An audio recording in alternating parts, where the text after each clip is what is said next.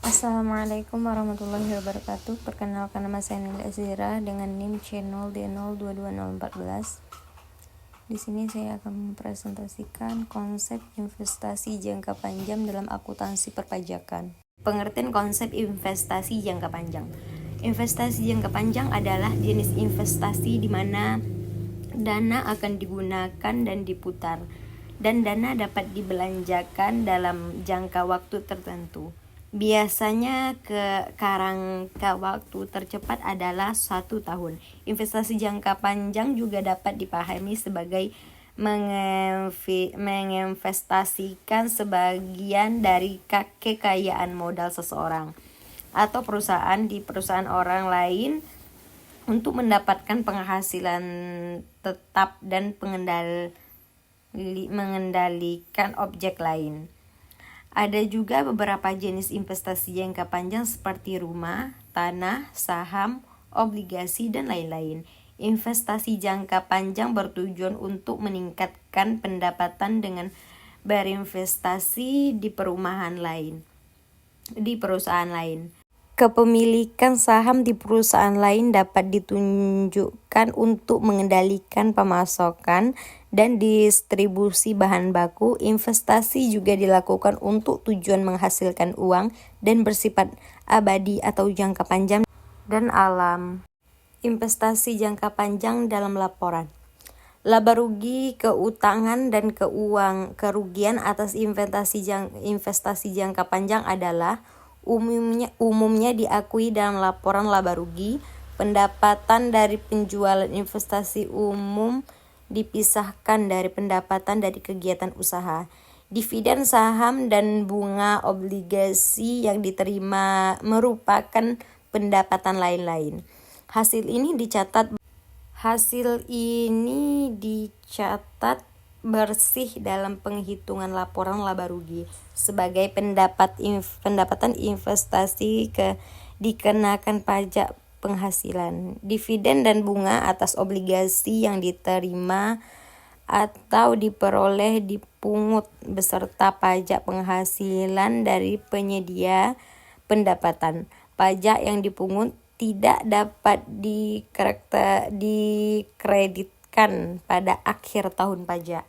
Investasi jangka panjang dalam saham.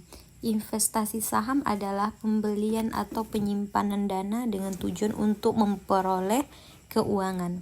Tergantung pada niatnya. Berinvestasi di saham dapat menjadi tujuan jangka pendek investasi saat ini atau tujuan jangka panjang. Keuntungan dalam bentuk saham, dividen, dana modal, dan manfaat lainnya dapat berbentuk counter manajemen. Hak untuk membuat keputusan politik pada bisnis yang dibeli. Ambil kendali manajemen ketika kepemilikan mayoritas tercapai. Perusahaan yang berinvestasi dalam saham adalah perusahaan induk, dan perusahaan yang menerbitkan saham adalah anak perusahaan. Investasi jangka panjang dalam obligasi. Obligasi adalah surat utang jangka panjang dengan tingkat bunga tertentu. Obligasi dapat dibeli dengan nilai nominal atau nilai tukar. Nilai obligasi sebagai investasi dicatat dengan biaya akuisisi. Pembayaran bunga obligasi yang diperoleh antara tanggal pembayaran bunga harus dilaporkan secara pisah dari biaya. Investasi dalam surat harga yang lain.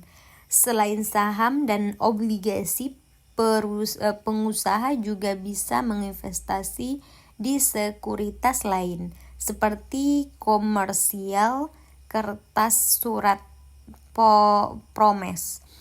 Sejarah investasi kertas komersial hampir diidentik dengan obligasi. Perbedaan kecil dapat menjadi pada potongan rambut untuk jenis sekuritas ini. Diskon yang relevan adalah pendapatan yang direalisasikan oleh pemegang kertas komersial saat menebus komersial kertas. Investasi jangka panjang dalam dana. Perusahaan dapat mengolokasikan jumlah dana setiap tahun berdasarkan kebutuhan mereka, tergantung pada si kontrak atau atas inisiatif mereka sendiri. Misalnya, dana ini dapat digunakan untuk melunasi hutang, obligasi, saham preferen atau pembeli aset.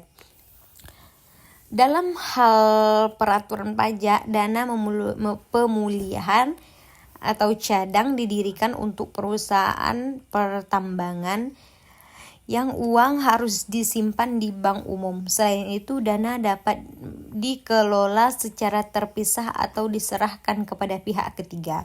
Berinvestasi dalam dana tersebut dapat dihasilkan pendapatan bagi perusahaan, misalnya dalam bentuk bunga dari deposito dan tabungan lainnya, dividen atau dari saham, dan sewa dari aset.